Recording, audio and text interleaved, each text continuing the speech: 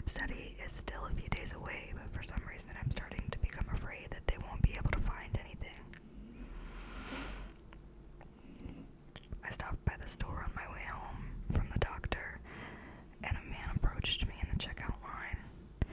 He was a large, burly man, and he called me by name, and although I can't remember seeing him before, he gave me a tight bear hug that seemed distantly familiar. "I'm sorry," I told him. "I don't think I'm the person you think I am." "No way, man," he said. "You don't remember me? Tom Jarvis. Everyone called me Roach in high school, remember?" I didn't remember, still don't.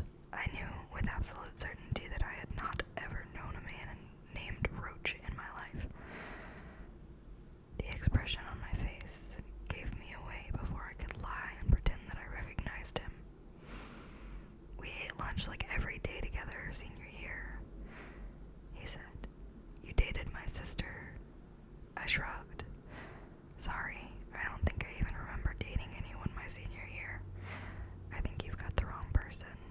I began handing the cashier my groceries as my head began to suddenly pound with my heartbeat, which I then noticed was alarmingly fast.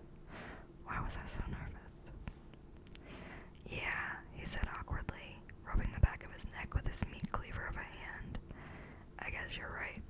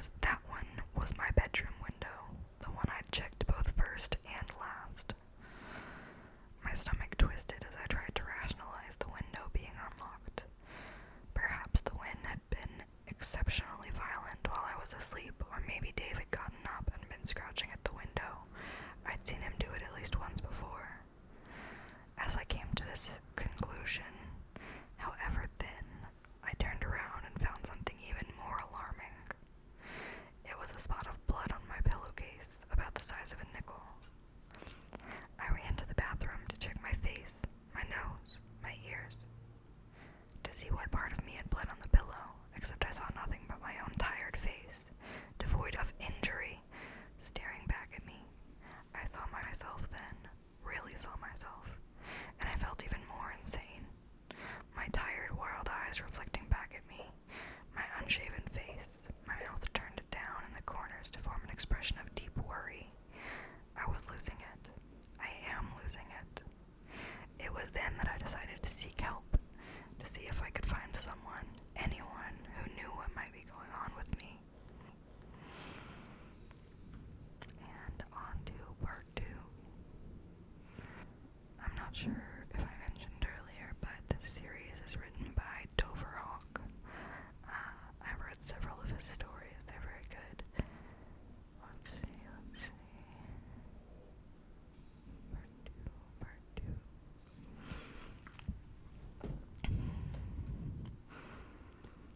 I scheduled an appointment with a therapist. It's apparent that I need help, and I feel like if I don't get it soon, I'll explode. She asked that I not share her name, but for the sake of my writing, I will refer to her as Dr. Watterson. She is about 20 years or so older than me, and has laugh lines that trace her face, giving her a somewhat motherly disposition. I'd never seen a therapist before her, and was nervous about how I'd get around to what I had been feeling over the past 5 days, but I found that as soon as I was in her office, the words came pouring out. I told her everything, from my sleepless nights to the paranoia of the night before. It felt good to finally say it aloud, because although I'd gotten the words written, saying them to another living person felt like I was finally putting down a weight I'd been carrying on my chest. When I was finished, she looked at me over the rim of her glasses. "I don't think anything is wrong with you," she said, after a moment of thought. "At least not to the degree you're concerned about." She spoke slowly, but I still couldn't comprehend what she was saying. There was nothing wrong with me. Of course there was something wrong. Reading my expression, she continued. "Now, that's not to say that you're not justified in your concerns. Sleeplessness is something that plagues most people at one time or another, but I get the impression that you're worried about something far more severe than that. Am I right?" I nodded. I've been worrying about everything from brain tumors to alien abduction, silly as it may sound. "I believe that this sleep study you're set to participate in will give you the answers that you're looking for. That being said, I do think we should address this insomnia from another angle, don't you?" I agreed. "So, let's try a few exercises at night before going to bed to see if you can turn your brain off. I think after a few nights of decent sleep, maybe even just one, you'll feel much better." I again agreed with her. I left her office feeling better, but not as great as I'd hoped.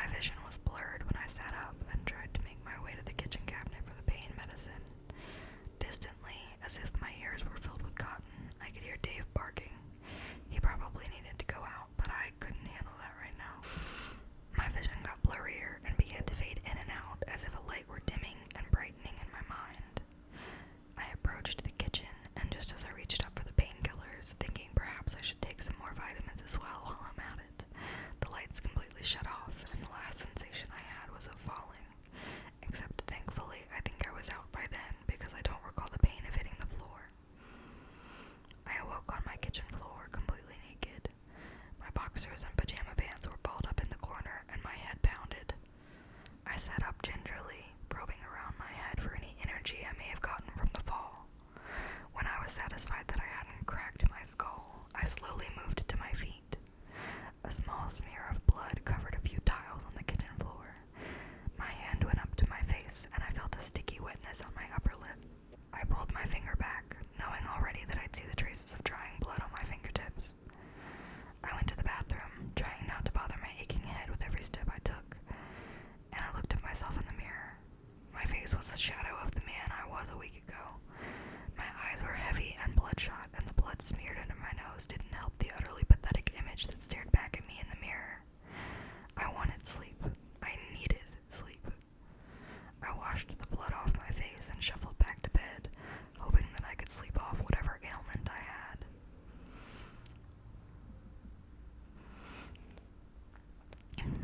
On to part 3. Yeah. It's only a 4-parter. But I am gonna take a break here and go get something to drink because my mouth is really dry from all this whispering. Be right back. Alright guys, ASMR/no-sleep stories. It started with Insomnia by you/DoverHawk. Part 3. Alright. I just got home from the sleep study, and I have to say I feel better than I've felt in a long time. Or at least I did. A sleep study, or a polysomnography, as the doctor called it, is a test which required I sleep over at a facility for the night.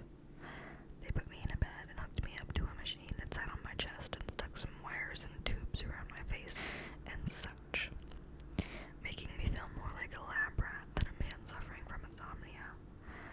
I was nervous that I wouldn't be able to sleep, given my recent insomnia and the fact that now I was adding an unfamiliar location into the mix. But by 9 o'clock, I was out like a light. Of course, the first time in what feels like forever that I actually manage a good night's sleep is during the study to diagnose why I wasn't sleeping. I would be more apt to complain if I wasn't feeling so much better than I have been in days. I considered the possibility that perhaps it wasn't me at all, but my house. I've lived there for years, but maybe there was a slow gas leak or something that's been messing with my mind. Maybe the house was haunted. Maybe it's my bed. It was this line of thinking that I followed around all morning as I took myself out for breakfast, then busied myself cleaning the house. That is, until I got the call from Dr. Brown, the sleep specialist. He asked for me by name, and I identified myself, then he proceeded with the results. Normally, we send the results to your primary care physician or prescribing doctor.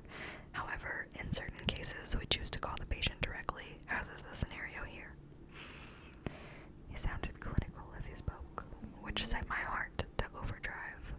It was cancer, I knew it. I don't know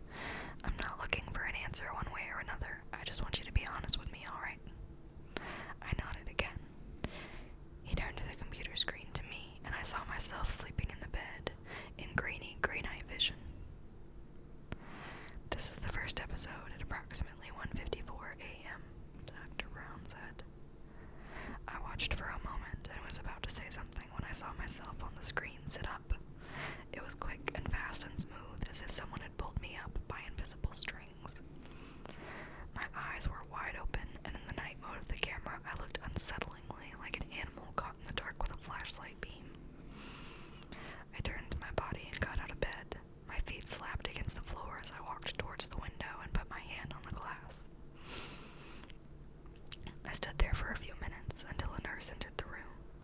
"Sir," she said. "Sir, is everything all right?" I didn't answer, but my open palm began to beat on the glass. The nurse crossed the room and put her hand on my elbow. I let her do so and laid me back to the bed without question. I laid down and she tucked me in. I closed my eyes as if nothing had happened. "I don't remember any of that," I said. "Did that happen again?" "Not exactly," Dr. Brown said.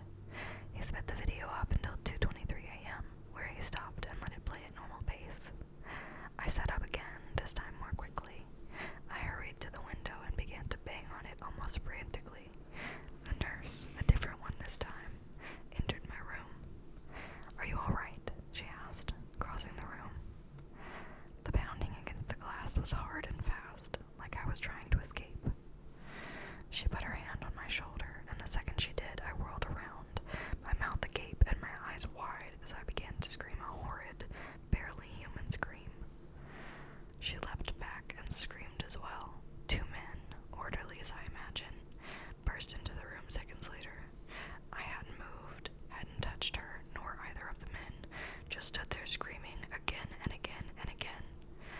Hearing the sound made me wonder why my throat didn't hurt earlier this morning. "Do you remember any dreams you had last night?" the doctor asked as I stopped screaming on the video screen and was again led to bed.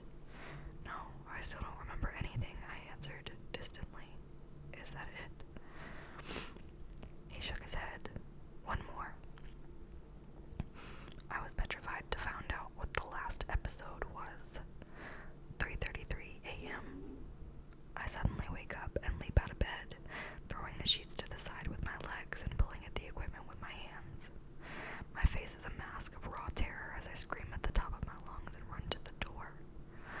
The nurse and 2 men from before burst into the room, and I knock the poor woman to the ground in what appears to be a mad dash for escape. I'm screaming, and I can tell then that this time it's not mindless noise, but I'm actually saying something.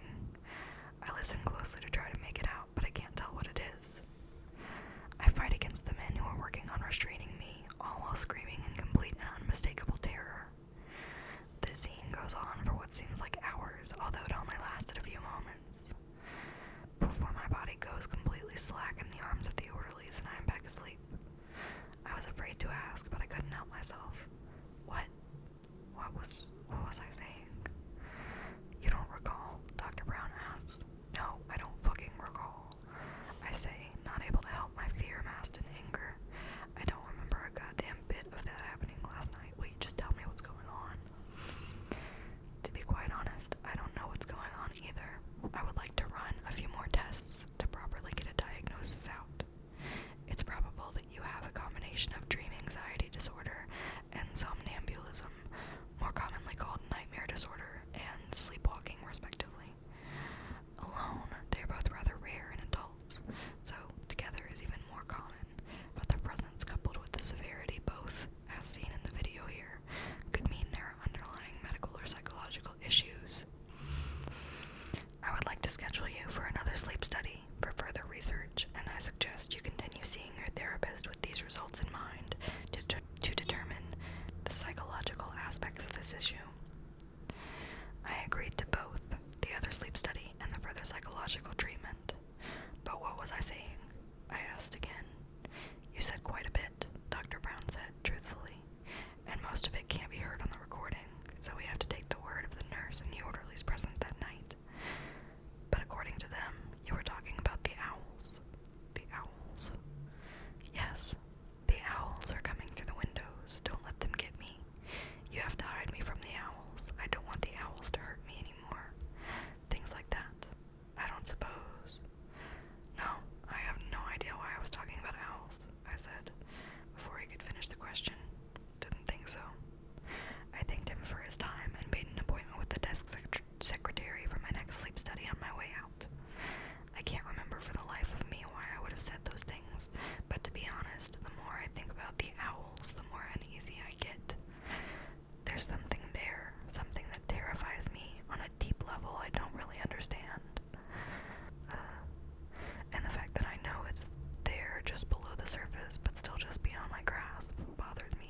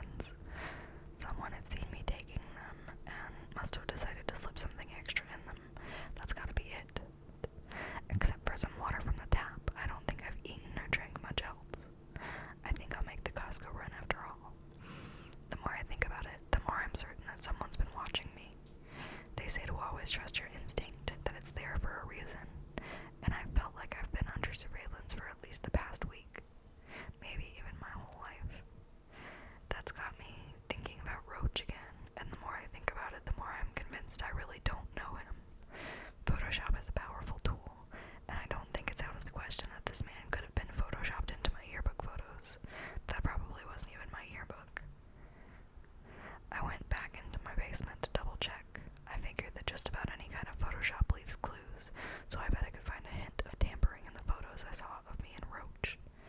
Except when I got to the basement, the box was gone. I distinctly remember putting it up on the shelf next to the window because I stumbled down off the chair and hit my side on the desk, which is why I have those 3 bruises on my thigh. And now the box is nowhere to be seen, which tells me one undeniable fact. Someone has been in my house. It was this chain of thinking that has gotten me now thoroughly convinced that I'm being tested on, probably by the government. I think Roach is some sort of code name, and that someone is watching me to see what I do in certain situations, which would be why they drugged me last night. They probably have my whole house bugged. There's nobody outside, at least as far as I can see, but that doesn't mean they're not parked in some van around the corner, or even sitting in the house next door, listening to everything I do, watching every move I make. I heard on the news somewhere that covering things in metal can scramble signals, so all I need to do is just cover whatever listening devices they have planted in the house with some aluminum foil, and I should be in the clear. I started out with the wall outlets and got about halfway done when I realized how ridiculous I was being. There was an easier solution. I first heard about the Faraday cage in my high school science class. However, I've seen it since then on movies and TV shows when a character is trying to avoid being detected. As it turns out, the concept is incredibly simple. In order to prevent wireless signals from getting in or out of a particular room, all I had to do was cover every inch of the room in a few layers of chicken wire. That would stop whatever listening devices or cameras that are planted in my house from broadcasting to whomever is watching me. A better solution would be covering everything in aluminum foil, but the more I thought about it, the more I realized I probably wouldn't be allowed to buy so much aluminum foil at one time. I'd have to go from store to store buying as much as I could without seeming suspicious, and I'd probably be followed the entire time anyway. I needed to be in and out of the store with all my supplies as quickly as possible, so the chicken wire would have to do for now. Then I slowly could acquire the aluminum foil. I chose a room in the basement, the storage room. The only way in or out is through the door, so if the people listening in on me find out what I'm doing, there will be no way for them to sneak up on me. It took most of the day, but I am now fully covered in a Faraday cage. Not even my cell phone works in it. I moved my bed down there so I could start sleeping in the cage instead of my room, and I feel safer already. I think maybe if I got a dog, I would feel even better. Something like a pit bull, maybe, but even something small would be fine too. That way I could have something that could keep me company and maybe wake me up if someone came into the house. I think this is the best night's sleep I've had in a long time. Edit. There are people in my house. I can hear them moving around upstairs. I think they're looking for me. I wish I had a gun. I feel stupid for not thinking about it before. I've got a crowbar though, so if anyone comes through that door, they'll get a face full of iron. I don't think they've thought about coming downstairs yet because I can still hear them walking around the floor above me. I count 2, maybe 3 pairs of feet, and they sound small. I know it sounds odd, but it sounds almost like the light footsteps of children instead of the large men in suits I kept imagining while I was setting this room up. I can hear them talking, I think, but I can't make out any words. I don't think it's English, though. It sounds almost like those dialects from the African Bushman tribes where they speak with clicks from the back of their throats. I keep thinking I should go upstairs to see what they want, but I know it's a bad idea. I should just stay down here where it's safe, where they can't find me, where I can protect myself. I wish I could call the police. This Faraday cage was such a stupid idea. Maybe if I cut just a small hole in it, I could get a signal out. But then, that would mean they could get a signal too. Would it really be all that bad though? I mean, I don't know they're using any sort of wireless devices. What am I saying? Of course it would be bad. It's these thoughts. Something about them. The back of my neck itches. I keep scratching it and the nape of my neck is wet. I'm sure it's blood, but it just itches so bad. I should have had a doctor look at it. Maybe I have a parasite. I think I can feel it moving around the bottom of my skull. A slow sort of vibration,